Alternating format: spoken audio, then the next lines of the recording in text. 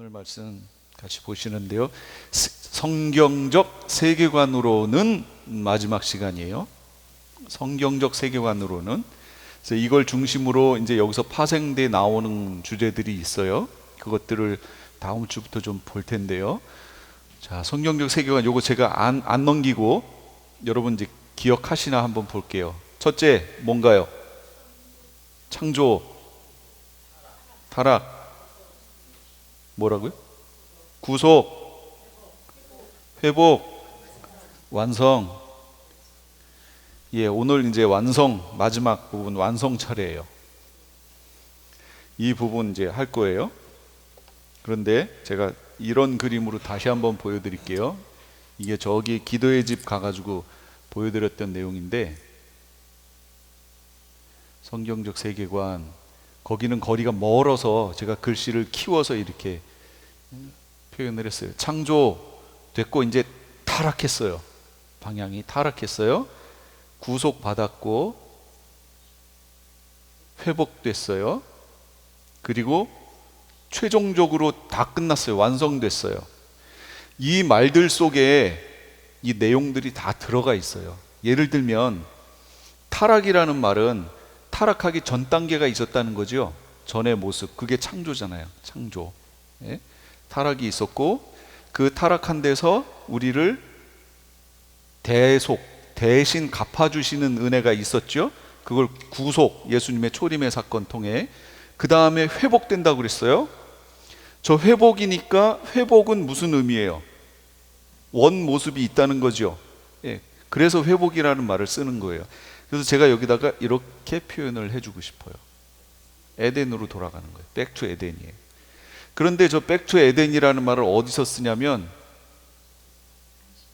안식교에서 써요. 아니, 신천지 안 써요. 안식교에서 써요. 안식교에서. 그러니까 우리는 지금 용어들을 다 뺏기고 있는 거예요. 저걸 생각도 못하고 있어요. 기존 교회는 백투 에덴이라는 의미도 몰라요. 무슨 의미인지. 왜냐하면 회복이라는 말을 안 쓰거든요. 예, 회복이라는 말을 써야 무엇으로 돌아간다는 회복의 내용이 있어야 되는데 그게 없는 거예요. 그러니까 안 써요. 백투 에덴도 없어요. 이게 참 안타까운 거예요. 자, 오늘은 이제 완성 얘기할 건데, 완성은 뭐예요? 그러면 여태까지는 미완성이었다는 거잖아요. 그러니까 하나님이 태초에 천지를 창조하신 그 창세기 1, 2장에 나와 있는 그 모습이 완성된 모습이 아니라는 거예요. 그걸 기억하셔야 돼요. 그러면 하나님이 인간이 이렇게 타락할 걸 아셨을까요? 예, 아셨어요. 아시고 에덴 동산에 그렇게 만드신 거예요. 이 선악과도 만드시고 생명나무도 만드시고. 거기에 선악과가 있어야 되는 이유는 미완성이기 때문에 있는 거예요. 그리고 그 모든 것을 거쳐서 드디어 여기 와야 완성되는 거예요. 하나님이 원래 최종적으로 이루기 원하셨던 내용이 여기서 완성되는 거예요. 오늘 그 내용을 좀 볼 건데, 그 전에 제가 지난주에 질문했던 거를 다시 한번 확인해 볼게요. 왜냐하면 이게 제일 중요하거든요. 그래서 다음번에는 이제 요 주제를 같이 또 얘기를 나눌 거예요. 성경은 인류 역사를 구속의 역사, 그러니까 구속사예요. 구속의 역사의 관점에서 바라보는가, 아니면 하나님 나라의 역사, 왕국사라고 제가 그랬죠. 역사의 관점에서 바라보는가, 어느 게 주된 관심이냐. 구속사도 있고 왕국사도 있어요. 그러니까 어느 게 주된 관심이냐, 메인이냐, 그 얘기예요. 성경에서 말하는. 예, 우린 이제 다 알고 있죠? 불국사 아니에요. 왕국사예요, 왕국사.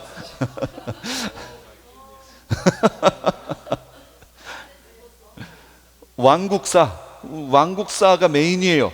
하나님 나라의 역사가 메인이에요. 그러니까 우리 아까 창조, 타락, 구속, 회복, 완성이라는 이 큰 줄기 속에 뭐가 보여야 된다는 거죠? 예, 왕국, 하나님 나라가 보여야 되는 거예요. 그게 메인이에요. 왕국사가 메인이에요. 하나님 나라의 역사가. 그래서 성경을 보던 뭘 하던 내가 신앙생활을 해도 하나님 나라 이게 메인이에요. 반드시 기억하셔야 돼요. 그럼 나라가 되려면 어떤 일들이 있어야 하는가? 첫째는 국민이 있어야겠죠. 두 번째는 주권, 영토 개념이에요. 주권은 삼위 하나님. 하나님 주권 말하는 거예요. 지금 이 땅에 있는 주권은 우리나라 헌법 제1장에 뭐라고 나와요? 대한민국의 주권은 누구에게 있다? 국민에게 있다. 대통령에게 있는 거 아니에요. 국민들의 주권으로 국민들이 위임한 거죠. 대통령에게. 그러니까 대통령이 잘못하면 어떻게 돼요? 그렇죠. 국민들에 의해서 탄핵당할 수 있어요. 그건 한국 헌법이에요. 그건 한국만 그런 게 아니라 미국도 똑같아요. 그러나 하나님 나라의 주권은 누구에게 있는 거예요? 하나님께 있는 거예요. 국민이 주권을 지도자에게 양도한 게 아니고 하나님 나라 주권은 하나님께 있는 거예요. 하나님이 그 주권을 우리들에게 허용하시는 거죠. 예. 주권의 형태가 달라요. 기억하셔야 돼요. 영토는 어디예요? 모든 피조세계. 하나님이 만드신 모든 피조세계, 이게 하나님 나라예요. 그럼 국민은요? 이렇게 하나님 나라를 만들려고 했는데 문제는 뭐예요? 다 있어요. 다 있어. 뭐가 없어요? 국민이 없어요. 그럼 국민을 어떻게 만들어요? 그래서 대속, 구속사가 여기에 나오는 거예요. 그렇기 때문에 하나님 나라 왕국 사이에 구속사는 포함되는 거예요. 하나님 나라 역사가 제일 큰 개념이에요. 우린 신앙생활 그렇게 해야 돼요. 자, 그러면 우리는 이걸 잘 알고 있어요. 전천년적 관점이죠.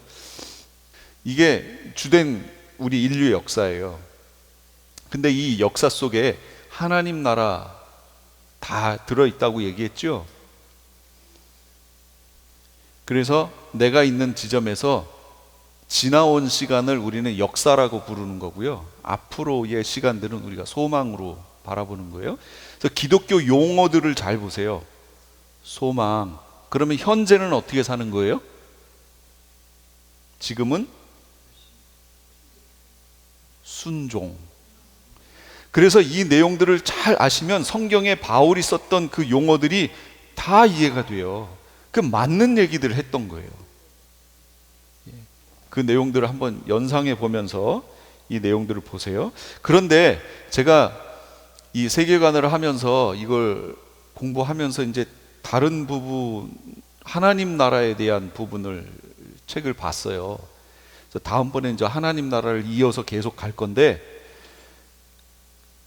하나님 나라란 말은 그 성경적 세계관에 포함되는 말들이에요. 그래서 하나님 나라를 볼 건데, 그럼 우리가 지금 이렇게 살고 있잖아요. 하나님 나라는 어디 있어요? 하나님 나라가 메인 주제라고 하고 저 에덴에서부터 이 끝날까지 하나님 나라는 계속 펼쳐져 있는데 이게 어딨냐라는 거예요. 이 하나님 나라를 우리는 천국이라고 부르잖아요. 그런데 우리가 일반적으로 가지고 있었던 천국에 대한 개념은 어디예요? 저기 죽어서 가는 곳이라고 생각하고 있잖아요. 그런데 성경에서 말하는 천국은 그것만이 아니에요. 그거는 지극히 작은, 지금 여기에서 우리가 이루어가야 되는 하나님 나라의 내용이 있어요. 이건 이제 그때 구체적으로 할게요. 그러니까 지금은 간단하게 한번 설명을 해볼게요. 간단하게만. 뭐냐면 지금 우리가 살아가는 인류 역사가 있어요. 히스토리, 우리 인류 역사가 있어요. 그럼 하나님 나라는 여기 어디 있다고 그랬죠?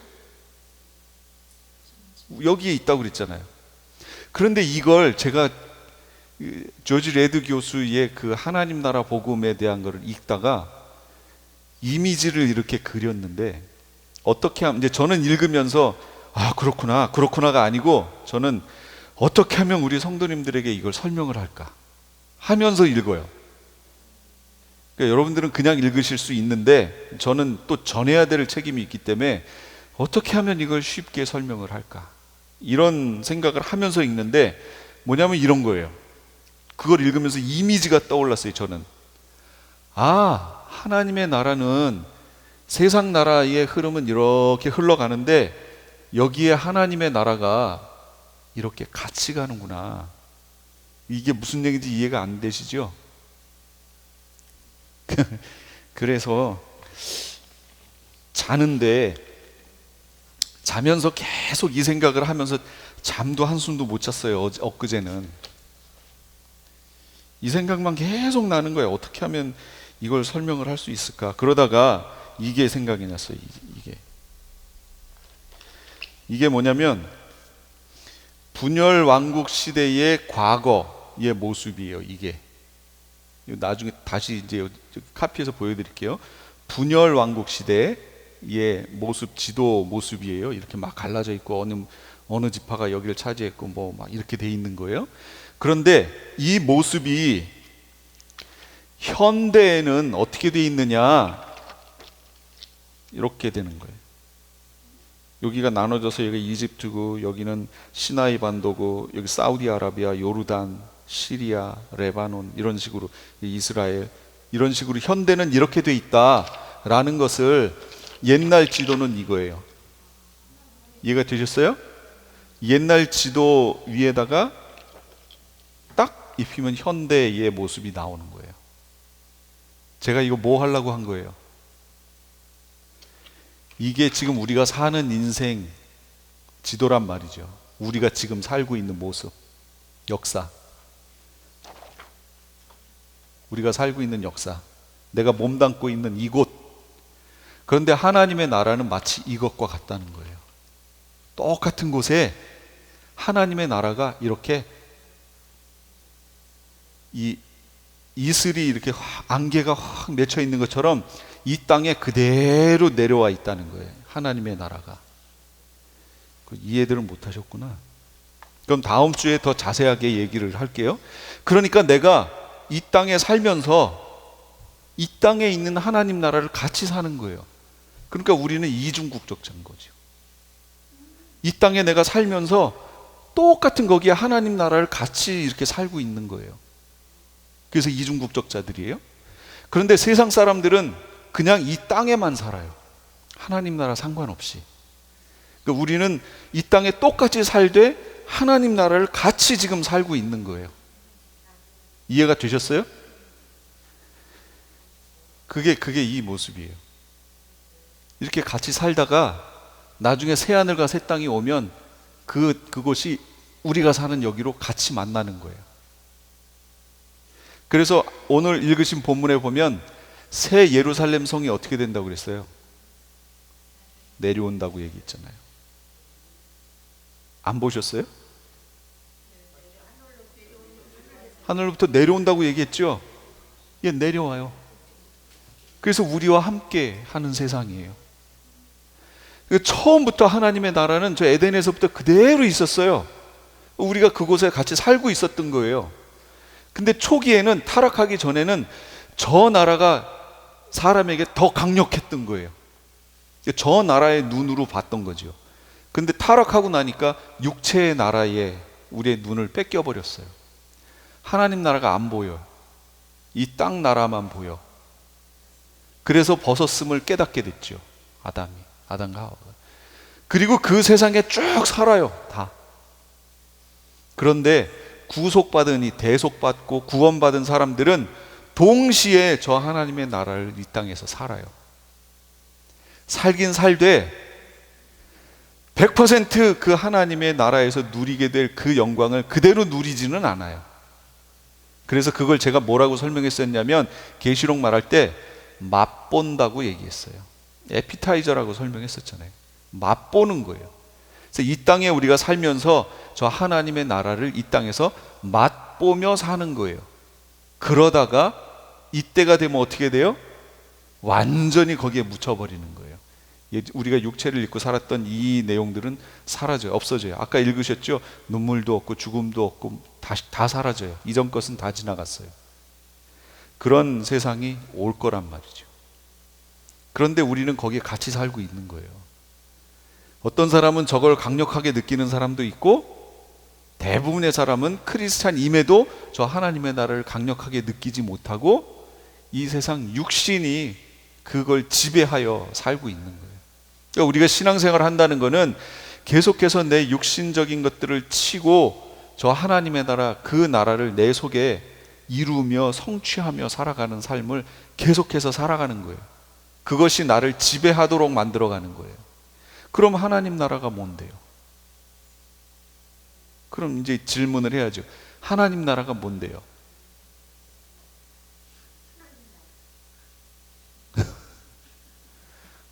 하나님 나라. 그게 나랑 무슨 상관이에요? 거기 산다고 자꾸 그러는데 하나님 나라.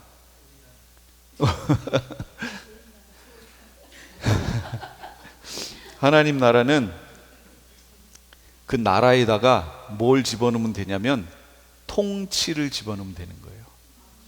하나님 통치. 그게 하나님 나라예요.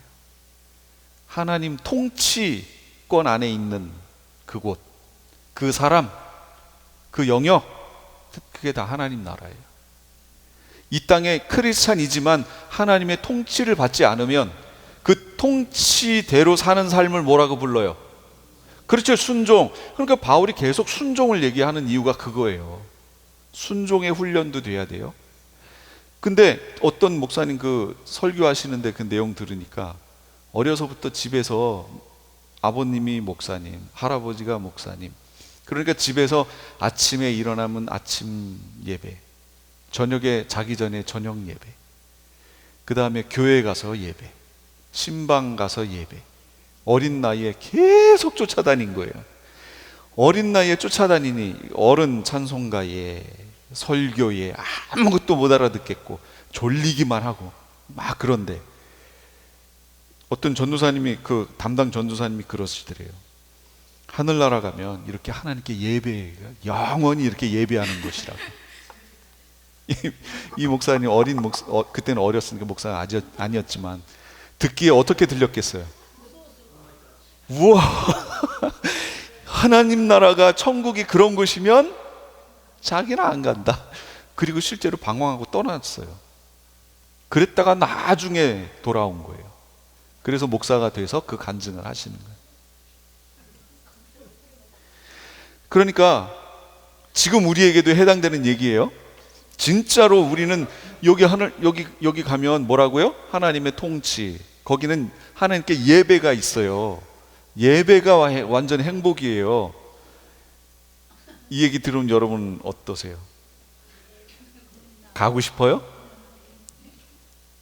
이게 가고 싶어져야 되는데 실상은 그렇지 않다라는 거죠. 그렇지 않은 부분이 더 많잖아요, 솔직하게. 저 하나님 나라 그거 똑같아요. 내가 저기 맛을 못 본 거예요. 지금 맛을 못 보니까 저 하나님 나라가 얼마나 좋다라는 걸 못 느끼는 거죠.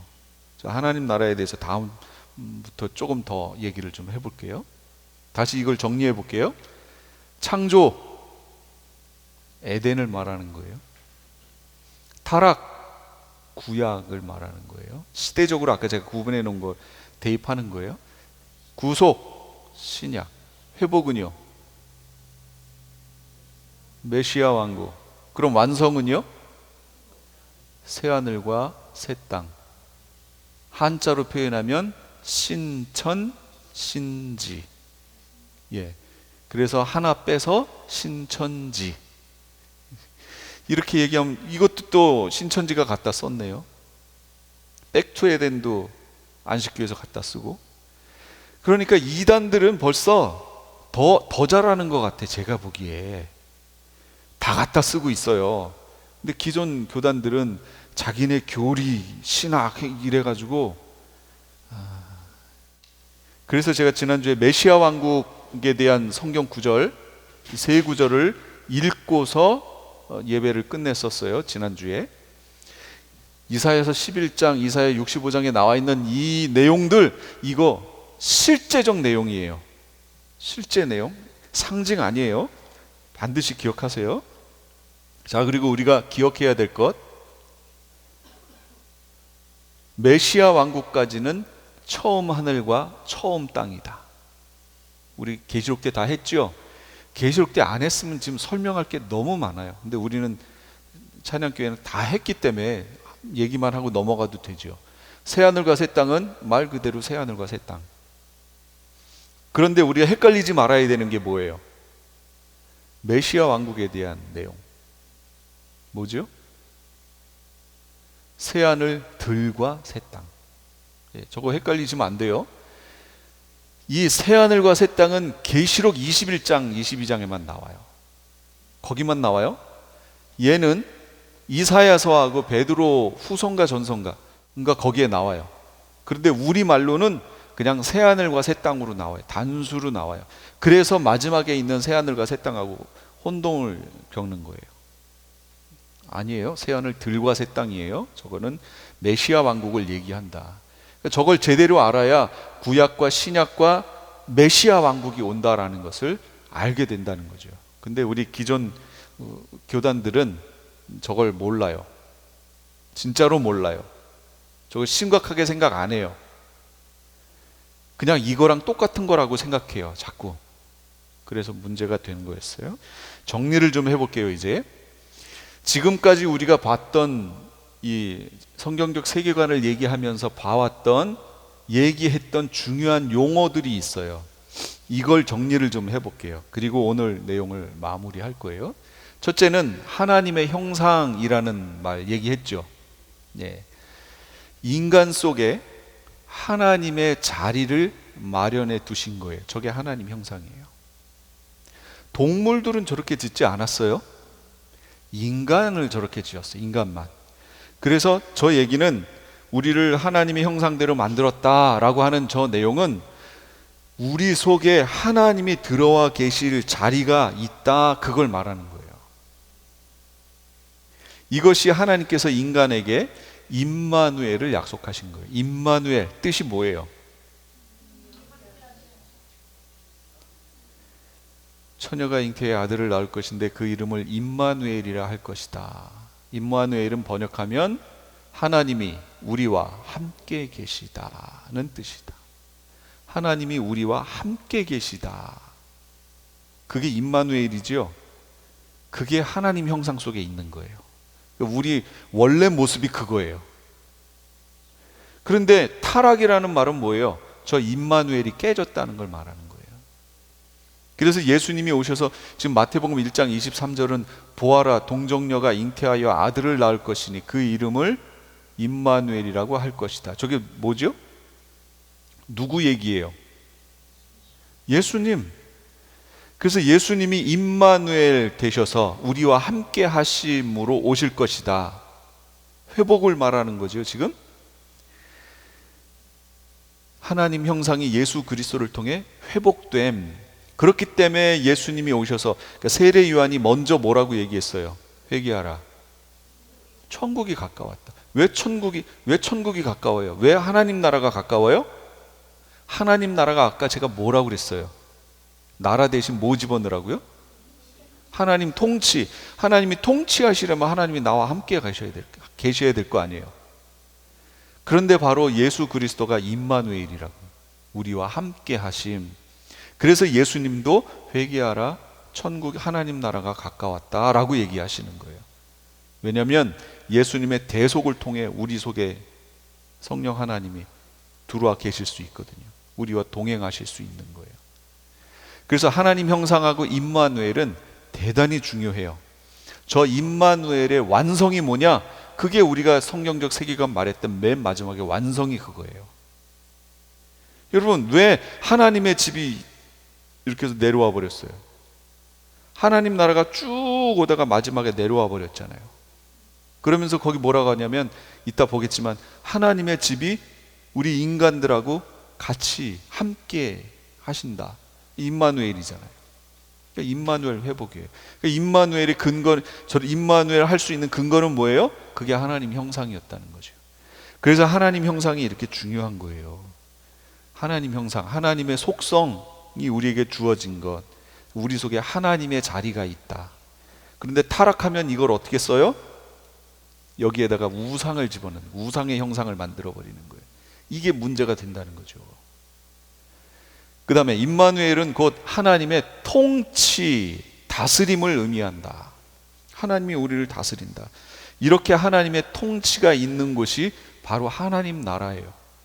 지금 여러분 속에 하나님 나라가 있나요? 예, 예수님도 그래서 하나님 나라는 여기 있다 저기 있다, 우리는 개념으로 여기서 저 영역, 저기 가면 저기가 하나님 나라, 여기는 아니고 저기는 하나님 나라, 이렇게 이해하고 있잖아요. 영토적 개념으로, 지역적 개념으로. 근데 예수님은 그렇게 얘기하시지 않잖아요.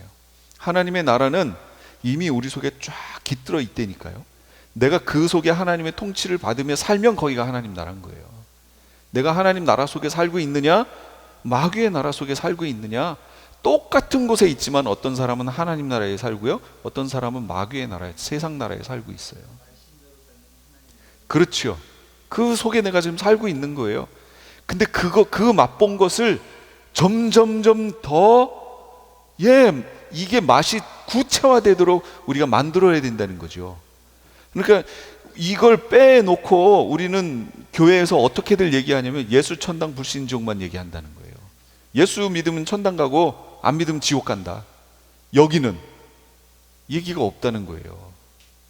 메인이 아닌 것처럼 얘기한다는 거죠. 근데 그게 아니고 성경은 여기가 그냥 하나님 나라, 그리고 하나님 나라가 연장되어 쭉 있는데 그 중에 우리가 사는 세상만 바뀐 거예요. 구약에서 신약으로, 신약에서 메시아 왕국으로 사는 세상만 바뀐 거지, 하나님 나라는 계속 가고 있었다니까요. 그래서 이 하나님의 나라를 누리는 사람들이 최종적 완성 자리에 들어간다고요. 그러니까 예수 믿으면 빨리 죽어야 돼. 이 얘기는 신앙적 얘기가 아니라고요. 아무리 똑똑하고 칼럼을 많이 쓰고 유명한 조중동 신문에다가 칼럼을 내고 이랬어도 신앙에 대해서는 그렇더라는 거죠. 제가 계시록 얘기할 때 하나님 나라는 여기에서 계속 하나님 나라를 살다가 그 연장선상에서 하나님 나라의 완성에 들어가는 거예요.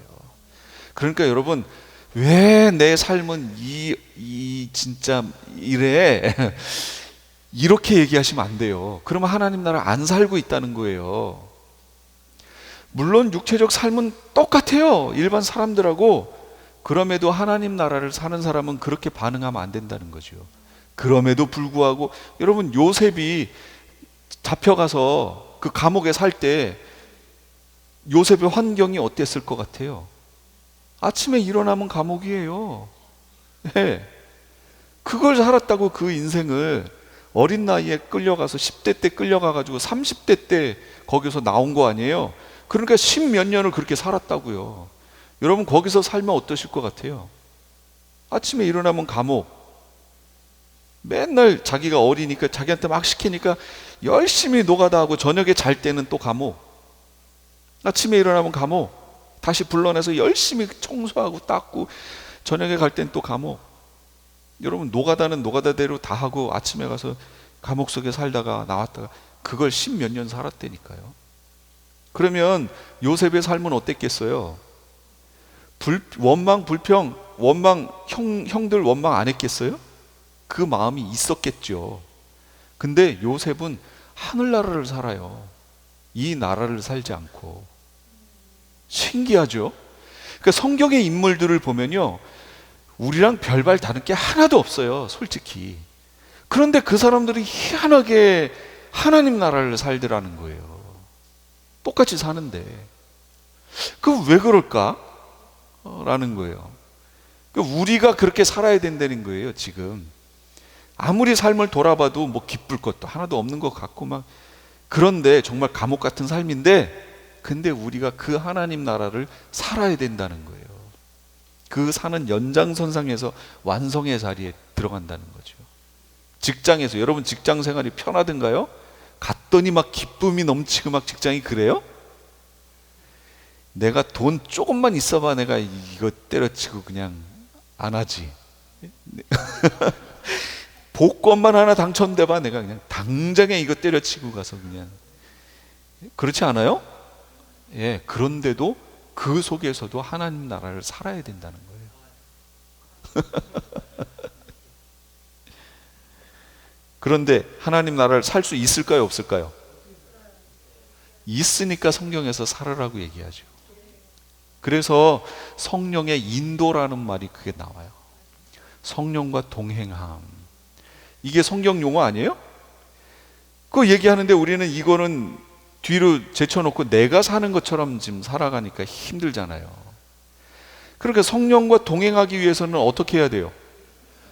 기본으로 돌아가야죠. 기본. 제가 계속 얘기하잖아요. 기본으로 돌아가야죠. 예, 예. 그러니까 이 땅에 살면서 하나님의 나라를 산다는 것이 쉬운 건 아니에요. 그렇죠? 차원이 다른 삶을 사는 거 아니에요. 그럼에도 그게 불가능한 것도 아니에요. 그렇게 살아온 믿음의 선조들이 있잖아요. 그들을 본보기 삼아 그렇게 살라고 우리에게 계속 권면해 주시잖아요. 성경이 끊임없이 그렇게 살아야 돼요. 통치권이 있어요. 통치권, 다스림. 우리 다스림, 통치권이란 얘기 했었어요. 여기서 중요한 게 뭐였냐면, 복을 주시며 하나님이 그들에게 말씀하시기를 생육하고 번성하여 땅에 충만하라. 땅을 정복하라. 바다의 고기, 공중의 새, 땅 위에 살아 움직이는 모든 생물을 다스려라. 이 통치권이잖아요. 다스림. 이거 하나님이 허락해 주셨어요. 하나님의 형상을 다스림의 대상인 피조 세계 가운데 투영해야 돼요. 보여줘야 돼요. 그래서 인간은 하나님 형상의 대리자예요. 하나님 형상 하면은 그게 하나님이 내 속에 자리를 잡으신다, 임마누엘이라는 뜻이었잖아요. 그런데 그건 곧 하나님 형상의 우리가 대리자라는 걸 말하는 거예요. 이걸 우리는 통치권이라고, 만물에 대한 통치권이라고 얘기하기도 하지만, 하나님 형상의 대리자, 하나님 형상으로 이 세상을 지배하며 다스리며 살아야 돼요. 만물에 대해서. 그런데 우리는 그 만물에 대해서는 집어치우고 사람에 대해서 자꾸 통치하려고 그래요. 같은 하나님의 형상을 가지고 있는 사람을 통치하려고 그래. 이건 누가 하는 거냐면 마귀가 하는 거예요. 마귀가 사람들을 자기 밑에 놓고 부리려고 하는 거거든요. 그런데 하나님 형상이 왜곡되고 변질되니까 이 마귀의 형상이 사람들 속에 들어와서 조금만 내가 뭘 가지고 있으면, 재물이든 권력이든 뭐 어떤 위치에 있으면 자꾸 사람들을 부리려고 해. 이렇게 세상에 대한 다스림에 대한 얘기를 줬더니, 명령을 줬더니 사람을 자꾸 다스리려고 해. 거기에서 문제가 생기는 거예요. 자꾸 인간에게 주어진 사명은 하나님 형상 노릇하기예요. 하나님 형상. 이렇게 해서 하나님 나라를 이 땅 가운데 이루는 거예요. 우리에게 주어진 사명이 그거예요. 그 다음에 타락. 그런데 이제 문제는 뭐예요? 타락을 했다는 거죠. 하나님 형상이 변질되고 인간이 하나님의 대리자로서 이 땅 위에서 하나님의 영광을 나타내지 못하고, 하나님의 영광을 나타내지 못하고 우상의 형상을 투영하는 자들로 바뀌어버렸어요. 우리 인간이. 그리고 피조 세계도 변질돼 버렸어요. 다 아는 얘기죠. 약육강식 피라미드 구조의 생태계가 형성이 됐어요. 바뀌어버렸어요. 이게 타락이에요.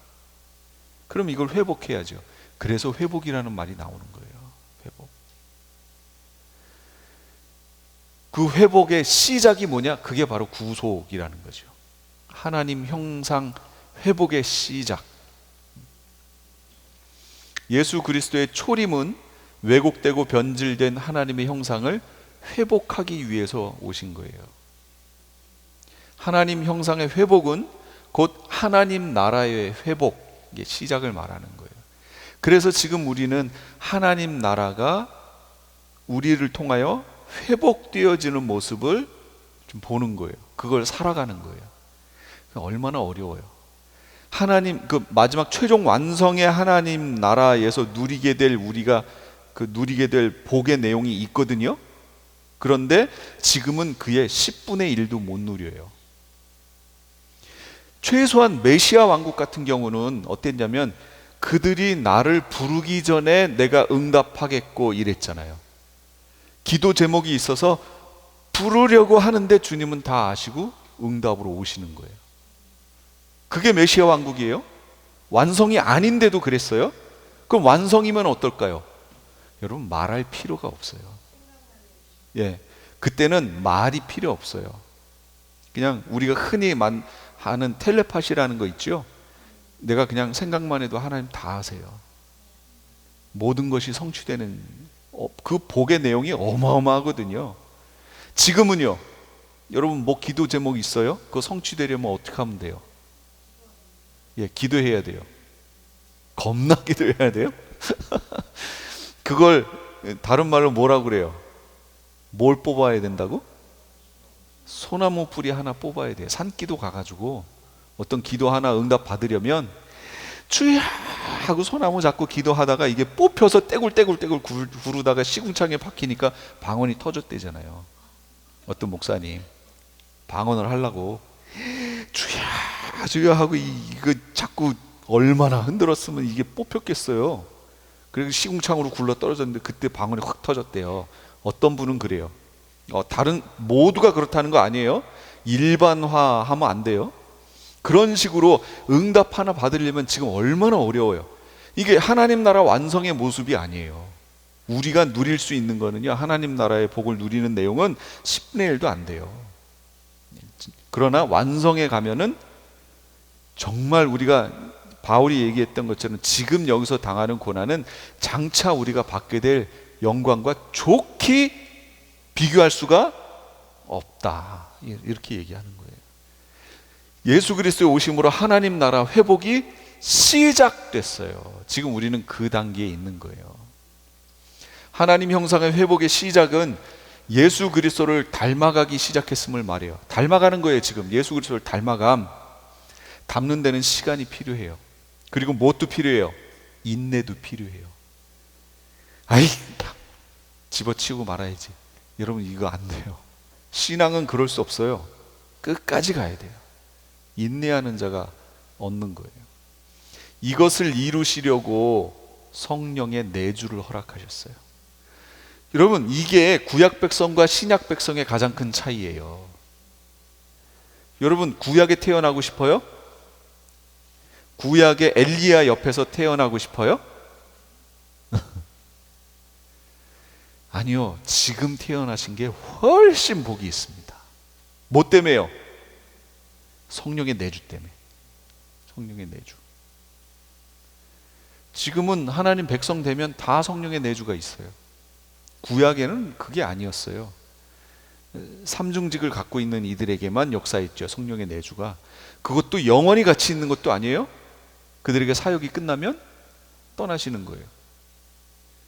사역 때문에 역사하셨던 거예요.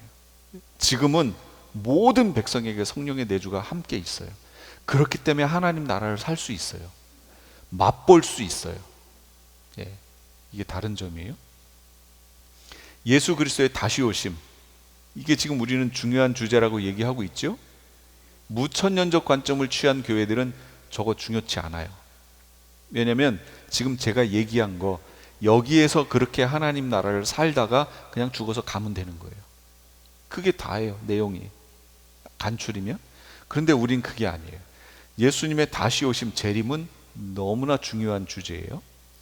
처음 하늘과 처음 땅에서 하나님 나라의 완성을 이루기 위해서. 그러니까 이거 오해하시면 안 돼요. 여기서 말하는 완성은 최종 완성을 말하는 게 아니고, 예, 회복의 시작이었잖아요. 그럼 회복의 완성을 그 완성 얘기하는 거예요. 회복의 완성 시점이 어디예요? 예, 메시아 왕국. 거기가 회복의 완성이잖아요. 그래서 이 처음 하늘과 처음 땅에서 누릴 수 있는 최고로 복된 곳 어디예요? 그게 메시아 왕국이에요. 메시아 왕국. 그 메시아 왕국에 들어가려면 먼저 선행되어야 할 일이 뭐예요? 그게 예수님의 재림, 다시 오심. 그게 재림이라고요. 메시아 왕국에는 아무나 못 들어가요. 진짜로 아무나 못 들어가요. 제가 읽었던 그 책에서도 그 교수도 모든 성도가 다 들어가는 걸로 설명을 해요. 그 교수는 역사적 전천년적 관점을 취하고 있기 때문에 그렇게 설명하는 거예요. 그런데 성경을 다시 보세요. 제가 여러분에게 설명해 드렸던 계시록의 내용은 전천년적 관점은 맞는데, 전천년적 관점은 두 가지라고 그랬죠. 세대주의 전천년과 역사적 전천년이 있어요. 역사적 전천년은 초대교회 당시 사도 요한, 그의 제자 폴리갑, 그의 제자 이레니우스, 이런 사람들이 취하고 있었던 관점이에요.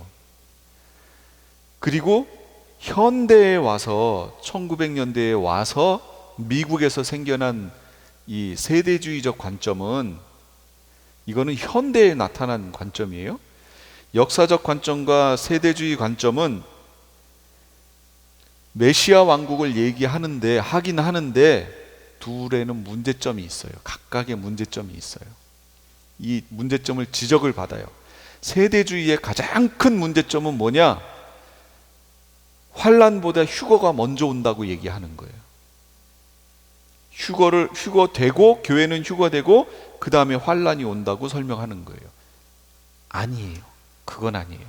그게 왜 아니냐면 마태복음에 보면 환란의 때라는 설명이 나오는데, 그게 원어의 의미는 환란의 때가 아니고요, 진통, 이 아이를 가진 해산의 진통을 말하는 진통의 때예요. 원어의 의미가 그거예요. 진통의 때라는 거예요. 그러면 왜 산모가 진통을 해요? 그 다음에 무슨 일이 있어요? 애가 나오죠. 이걸 그냥 환란이라고 해버리니까 교회는 휴거 이렇게 얘기하는 거예요. 그게 아니고요, 그 7년이 진통의 때라고, 해산의 진통의 때라고. 그러면 해산의 진통을 겪어야 되는 이들은 누구예요? 크리스찬들 아니에요? 그래야 영광의 자리로 나올 거 아니에요. 근데 여기를 안 들어가고 중간에 휴거해 버린다고요? 그러면 이거는 크리스찬하고 전혀 상관없는 얘기죠. 그냥 저주에 해당하는 기간인 거지요. 근데 7년 환란 기간은 저주 안 믿는 이들에겐 그런 기간이지만 믿는 성도들에게는 해산의 진통을 하는 기간이에요. 그래서 이 기간에 정금과 같이 되어 나와요.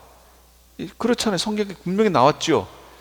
구약에서도 이스라엘 백성을 거기에 집어넣어서 정금과 같이 되어 나온다고 얘기했잖아요. 그게 진통의 때리니까요. 그런데 이걸 이 환란에 안 들어가고 진통의 때에 안 들어가고 휴거되어 올라가 버린다고요? 말이 안 되죠. 이게 세대주의의 가장 큰 문제예요. 그래서 환란의 기간을 준비치 못하게 만드는 거, 가장 큰 문제예요. 역사적 전천년의 가장 큰 문제는 뭐냐면, 크리스찬들은 메시아 왕국에 들어가는데 모두가 여기에 다 들어가요. 그런데 그로부터 1000년 후에 두 번째 부활이 있어서 악인들의 부활이 있어요. 그럼 심판은 언제 해요? 심판의 시점이, 예수님은 분명히 그 둘을 한꺼번에 놓으신다고 얘기했는데, 하나는 우편에 하나는 좌편에, 양의 머리에 염소의 무리에 이렇게 논다고 동시에 얘기하고 있는데, 역사적 전천년은 1000년이라는 기간이 벌어져요. 이거를 계속 무천년적 학자들이 지적하는 거예요, 이 부분을. 그래서 이런 부분들을 종합해서 문제점들을 해결하여 설명하는 것, 그게 지금 제가 설명드리는 그 전천년적 관점이에요. 그래서 성경적 전천년이라고 얘기하는 거예요. 물론 이 시작은 그 박만영 목사님이 얘기하셔서 다 얘기하신 거예요. 그걸 제가 받아서 설명을 드린 거예요. 그걸 받아서 설명을 드리는 과정에 제가 그걸 공부하면서 저 나름대로 깨닫게 된 부분들이 있는 거죠.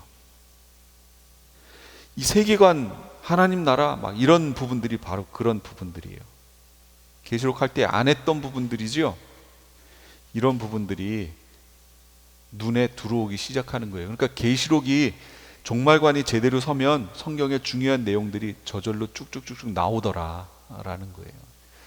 회복의 모습은 바로 에덴 때의 모습으로 돌아가는 것이다. 그 다음 메시아 왕국의 도래, 하나님이 그들에게 복을 베푸사 하나님이 그들에게 말씀하시기를 생육하고 번성의 땅 충만하고 다스리고 움직이고 모든 생물을 다스려라 할 때 이 다스림에 대한 문화 명령을 주셨는데, 메시아 왕국이 없다면 여러분 이 말씀은 성취가 안 됩니다. 여러분 생각해 보세요. 지금 우리가 지금이 메시아 왕국이라면 지금 진짜로 이래요? 이 최초의 모습이 뭐예요? 아담이 다스렸던 때 아니에요? 그럼 지금 아담이 실제 저렇게 한 모습대로 지금 우리가 하고 있어요? 못해요. 그러니까 이것이 성취되려면 메시아 왕국이 있어야 돼요. 만약 메시아 왕국이 없이 끝나면 하나님이 실패하신 거예요. 제가 누누이 얘기하잖아요. 하나님이 명령했는데 아담이 혼자 이렇게 해보다가 여자 하와를 만들어서 그 즉시 타락해버렸고 이것은 끝나버렸어요. 그리고 이 세상이 끝나면 어떻게 되는 거예요? 그럼 하나님이 실패했죠. 하나님이 말씀하신 것이 이 땅에 하나도 이루어지지 않고 끝나는 거잖아요. 그래서 이것이 이루어진 세상이 이 땅 가운데 있어야 된다니까요. 어디에? 처음 하늘과 처음 땅 속에 이것이 성취되는 그 시대가 있어야 되는 거예요. 그게 어디라고요? 그게 메시아 왕국이요. 반드시 있어야 돼요. 최초의 문화명령의 성취, 하나님 나라의 완성. 그러니까 처음 하늘과 처음 땅에서의 하나님 나라의 완성이에요. 저것도 아직 아니에요. 최종적 완성이 아니에요. 저것도. 그럼에도 저것도, 이 메시아 왕국도 하나님, 어마어마한 하나님 나라죠. 예, 정말 이 세상하고는 비교도 할 수 없는 하나님 나라예요. 내가 노력해서 농사를 짓든지 뭘 했어요. 이게 태풍이 오든지 병충해가 오든지 뭐가 돌아가지고 이게 다 흉작이 되고 이런 게 전혀 없어요. 메시아 왕국에서는. 그리고 내가 한 것을 다른 도둑이와 강도가 와가지고 가져가고 이런 거 전혀 없어요. 내가 한 것을 내가 온전히 누려요. 그리고 이 땅에서 지금 현재 여기서 누리는 건 비교도 안 돼요. 내가 포도 농사를 했어요. 여기에서 10개를 거뒀어요. 근데 메시아 왕국에서는 옥토예요. 완전 옥토예요. 병충해도 없어요. 뭐 100배 막 1000배로 열려요. 지금과 같이 막 땀을 흘리고 막 땀을 닦고 그래야 아유 이 돌멩이들 이거 막 치우고 이런 게 없어요. 옥토예요. 이 지구 전체가 바뀐다니까요. 그리고 그것을 어떻게 해요? 나만 먹는 게 아니고 나눠줘요. 저 사람이 했던 것도 나눠서 받아요. 사고 파는 게 아니고 나눠주는 거예요. 쉐어하는 거예요. 왜요? 사고 판다는 개념 속에 뭐가 있는 거예요? 이거는 누구 거라고? 내 거잖아요. 근데 아니라니까요. 이거 하나님이 주신 거라는 거 다 알아요. 왜냐면 메시아 왕국에 들어가 백성이 되는 이들이 누구예요? 하나님 형상이 회복된 사람들이 들어가는 거 아니에요? 1차적으로. 그러니까 그들은 하나님을 알아요. 하나님을 알라고 얘기할 필요도 없어요. 성경도 없어요. 다 알아요. 다 알아. 그래서 물이 바다 덮음같이 여호와를 인정하는 것이 온 세상 가득하리라 그랬잖아요. 그게 메시아 왕국 얘기하는 거예요. 그렇게 될 거예요. 그런 세상이 돼요. 그게 메시아 왕국이에요. 그런데 그것도 하나님 나라의 최종 완성의 모습은 아니라는 거예요. 그것도. 자, 최종 완성의 모습, 새 하늘과 새 땅이에요. 처음 하늘과 처음 땅은 이제 없어요. 사라졌어요. 새 하늘과 새 땅이 만들어져요. 죄를 지을 수 있는 상태, 이게 어디냐면 에덴, 최초의 에덴. 죄는 없었지만 죄를 지을 수는 있는 상태. 이해되시죠? 네. 그 다음에 어떻게 됐어요? 죄를 지어버렸어요. 이 상태를 죄를 안 지을 수 없는 상태. 저는 이게 헷갈렸어요. 안 지을 수 없다. 부정의 부정, 강한 긍정. 그러니까 죄를 짓는구나, 반드시 짓는구나. 여러분 생각하셔야 돼요. 죄를 안 지을 수가 없어요. 그냥 살아가는 삶 자체가 죄 짓는 삶이에요. 이게 타락이에요. 구속, 죄를 안 지을 수 있는 상태. 안 지을 수 있지요? 진짜요? 예, 안 지을 수 있어요. 이제 중요한 건 메시아 왕국이죠. 죄를 지을 수 없는 상태. 누구에게? 언약의 완성을 가지고 들어간 이들. 하나님 형상이 회복되어 정말 해산의 고통을 겪고 들어가 휴거되어 들어간 이들, 그들은 죄를 지을 수가 없어요. 왜냐하면 언약이 완성돼 버렸기 때문에, 예, 회복됐기 때문에. 근데 문제는 뭐예요? 죄를 지을 수 있는 상태에 있는 이들이 있어요. 그 안에 언약과 상관없이 들어간 이들이 있었잖아요. 그들 때문에 죄를 지을 수 있는 상태예요. 그래서 스가랴서에도 뭐라고 얘기하냐면, 애굽 족속이 매년 주님께 나와야 되는데 애굽 족속이 오지 아니하면 그들에게 형통함이 없을 것이다, 이런 얘기 나오잖아요. 거역이 있잖아요. 거역이 뭐예요? 죄잖아요. 죄. 섞여 있어요. 그런데 일반 삶 속에 섞여 있는 건 아니에요. 왜냐하면 무리가 이렇게 지어져요. 하나님의 백성들은 예루살렘을 중심으로 가까이 모여요. 그 주변으로. 그렇지 않은 이들은 벗어나요. 멀리 벗어나서 살아요. 그러니까 교회도요, 하나님께 대해서 꺼리낌이 없고 성도에 대해 꺼리낌이 없으면 교회로 가까이 모이려고 해요. 그렇죠? 모이는데 문제 없어요. 그런데 뭔가 좀 꺼리낌이 있고 이러면 점점 벗어나게 돼 있어요. 이 하나님 나라도 똑같아요. 어떤 사람이 하나님 나라를 봤는데 자기에게서 빛이 나오는데 자기 빛의 수준에 맞는 위치로 점점 가더래요. 자기랑 똑같은 밝기의 빛이 나오는 이들의 무리 속으로 자기가 이렇게 들어가더라는 거죠. 저 앞에는 가장 밝은 이들이 그 앞으로 나가더라는 거예요. 주님이 빛이니까 그 앞에 가장 밝은 빛을 가진 이들이 그 앞으로 모여들고 자기 빛을 딱 보니까 여기가 아닌가 비요? 하고 뒤로 이렇게 물러나가지고 자기 수준에 맞는 빛의 위치로 가더라는 거예요. 그래서 가운데가 가장 밝고 점점 이렇게 되는 형태로 가더라는 거예요. 실제 이게 믿든지 말든지, 그분은 그 책에 그렇게 써놨어요. 그것처럼 하나님 나라 수도 예루살렘을 중심으로 하나님 사랑하는 백성들이 그 안에 모이겠죠. 가까이. 그리고 점점 멀어질수록 여기서 말하는 언약과 상관없이 들어온 이들이 외곽으로 모이게 된다. 이렇게 돼요. 그리고 이제 최종적으로 완성이 됐어요.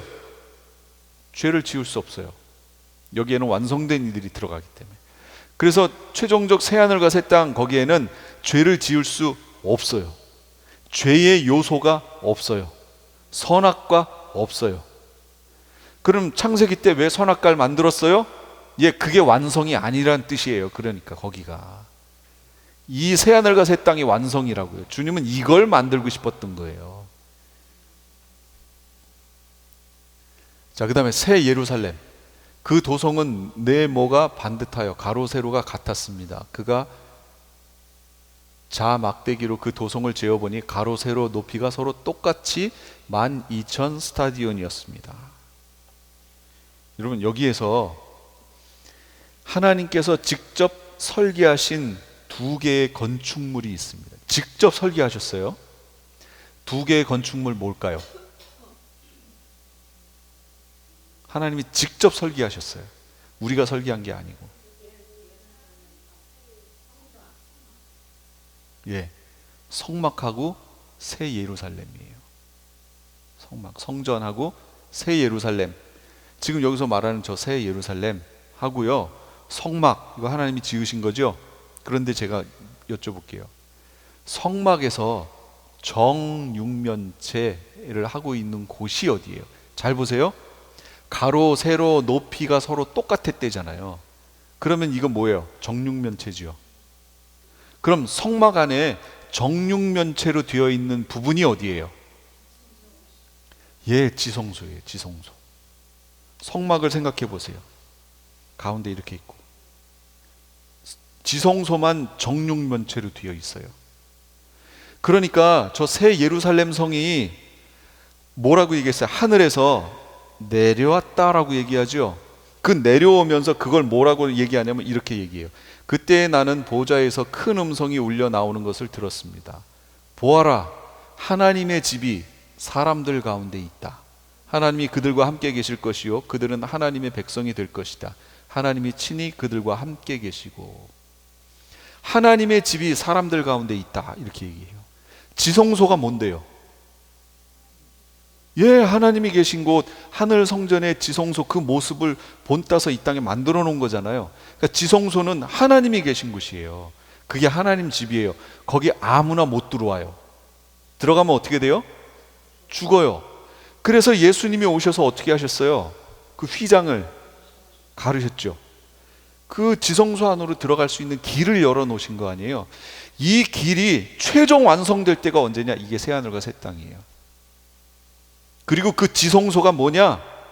그게 새 예루살렘이에요. 그게 하나님의 집인데 그게 땅 가운데 내려와서 하나님의 집이 사람들 가운데 있는 거예요. 그럼 사람들은 어떻게 된 거예요? 그 안에 들어가 버린 거예요. 포함되어 버린 거예요. 원래 그렇게 되면 어떻게 된다고요? 죽어요. 근데 주님이 원하셨던 건 뭐냐? 바로 그걸 원하셨던 거예요. 하나님의 집에 우리가 함께 있는 거. 하나님이 그걸 원하셨다니까요. 그걸 원해서 그걸 만들고 싶었는데 사람들이 타락했잖아요. 죄를 졌잖아요. 그럼 못 들어가잖아요. 그래서 대속이라는 걸 통해서 들어갈 수 있도록 은혜를 베푸시고 여기에서 그 하나님의 나라를 맛보게 하신 후에 최종적으로 마지막에 가서는 그 하나님의 집에 우리를 넣어주시는 거예요. 그게 새 예루살렘이에요. 그러니까 임마누엘이 완전히 성취된 거죠. 온전한 하나님의 통치, 그러니까 하나님 나라의 최종 완성, 하나님의 온전한 통치, 이 하나님 나라예요. 그러니까 하나님 나라가 최종적으로 완성되는 곳 어디예요? 새 예루살렘. 그게 새 하늘과 새 땅이에요. 여러분, 우리는 저기에 갈 거예요. 그 소망을 가지고 우리 지금 신앙생활을 하고 있어요. 이 땅에서는 잠깐 누릴 수 있어요. 잠깐 맛봐도 그것 때문에 여러분 얼마나 좋아해요. 병 낫는 거. 불치병이었는데 기도했는데 그게 나았어요. 예, 그거 하나님 통치의 하나예요. 하나님 나라의 한 양면이에요. 내가 어려운 가운데 있었는데 기도하니까 그게 해결돼 버렸어요. 그거 하나님 나라를 사는 거예요. 근데 그거 여러분 한두 개 맛봐도 얼마나 맛있어요. 그게 하나님 나라잖아요. 근데 그걸 영원히 맛본다니까요. 영원히. 그런 나라에 다 가고 싶으시죠? 그래서 그건 아직 성취되지 않기 때문에 그걸 우리는 소망으로 바라보는 거예요. 믿음, 소망, 사랑은 같이 계속 있다고 그랬잖아요. 소망으로 바라보는 거예요, 우리가. 성경의 용어들이 계시록하고 이 성경적 세계관 하니까 그 안에 다 나오죠. 그 내용들이. 이게 바로 서면요 우리 신앙생활 제대로 할 수 있어요. 추상적으로 하는 거 말고요. 우린 여기가 지금 하나님 나라라니까요. 그리고 또 그걸 믿음으로 또 바라보는 거예요. 이렇게 우리 신앙생활 같이 했으면 좋겠어요. 소망 중에 그걸 바라보면서 기도하겠습니다.